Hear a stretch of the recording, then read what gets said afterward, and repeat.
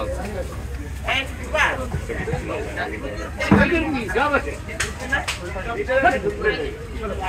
আগের বারও দেখছি, অনেক সুন্দর লাগছে। আগের বার দুইটা আনছিল, এবার একটা।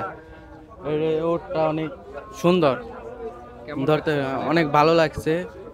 পাগলা এটা মরুভূমি জাহাজ এখন বাংলাদেশে, এটা গর্বের বিষয়। এখন থেকে তো ভালোই, এই উটটা এসেছে মরুভূমির জাহাজ থেকে।